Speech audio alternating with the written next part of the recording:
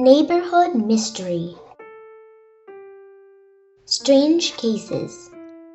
I have seen it at the same house, at the same time, every Sunday night for the last 3 months. A group of individuals, some of them slim, some of them stout, most of them male, but some of them female, entering this house across the street from me. Each of them wears a similar-looking uniform and carries some kind of case. I know they're not carrying luggage. Most of the cases are too small for that. One of the cases is huge. Only some are square, while others have a weird curvy shape. At 7 p.m., it's hard to see anything clearly, especially if your neighborhood does not have streetlight. Aside from the porch lights and the passing cars, I can't see much of anything in the darkness. All the people walking into the house seem to be wearing the same dark color. But down along their sides, there's a line of shiny buckles catching flickers of light from the porch light. I wonder what it all means. I never saw anything like this while living in Boston, but I do remember seeing strange reports on television that might help explain things. At first, I was afraid to tell anyone at school about my neighborhood mystery because I was afraid they would think I was acting strange. But then I got up the courage to ask my friend Maria, who lives in my neighborhood, if she knew anything about the strange happenings. I caught her in the hallway after school as she was opening her locker and reached inside. She pulled out a small case. I froze. She turned to look at me and saw my startled face. "What?"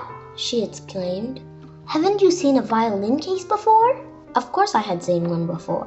After all, I was born in Boston, hometown of one of the most famous symphony orchestras in the world, the Boston Pops. My family heard them play on every 4th of July.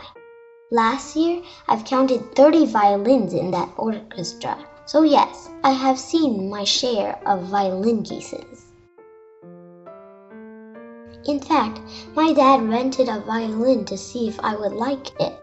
But I really wanted to play the guitar. The violin, now that I think of it, came in a case just like Maria's. Maybe I was too busy thinking about the mystery to make the connection. "Did you need something?" she said. "Never mind," I said as I walked away confused, deep in thought. Who were those people with the cases? I could not be sure. The only way to know would be to solve the mystery myself, like a detective. My stakeout. On Sunday, I made my plan and gathered up a flashlight, binoculars, a whistle, dog biscuits, and my dog. I waited by my window for the sun to go down. When I saw 7 on my clock, I knew that my detective work would begin. I waited until the whole group of people had gone inside because I was afraid of what might happen if anyone saw me. When all was clear, I got my things and my dog and sneaked over to the house across the street. It's a good thing that there are big trees and bushes for me to hide behind, I thought. I went from tree to bush to tree until I got close enough to a window to hear something. I started to hear some talking, yet I could not understand the language. Maybe they were talking in code? Then there was laughter. One loud, deep laugh shook me like a leaf. It sounded like some kind of eerie Santa Claus. It must have come from a very big man. My dog growled like he was about to bark, so I gave him a biscuit to keep him quiet. Then I heard deep, strange plucking sounds that vibrated the window of the house. Some screeching sounds followed. These sounds reminded me of the violinists in the Boston Pops just before they performed. Now it was starting to make sense. They must be musicians of some kind. But with so few of them, they could not be a symphony orchestra. My dad once told me that The Boston Symphony Orchestra has more than 90 musicians. My thoughts were interrupted by a sudden sound, like a car horn. My discovery.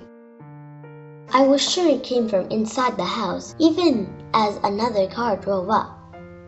My dog started to bark like crazy. He jumped out of the bushes and pulled me with him. I accidentally turned on my flashlight and shined it on someone right in front of me. It was Maria.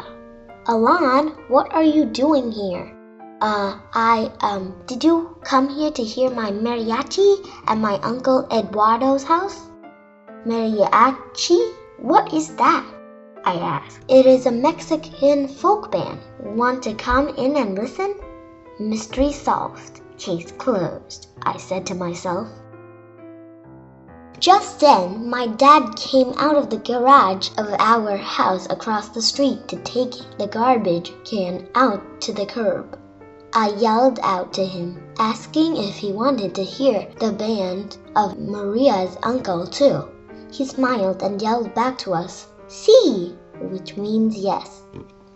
Soon we were inside, sitting on the couch as we watched and listened to the mariachi group playing their instruments. 3 members of the group played violins, another 3 played guitar, and 2 others played trumpets.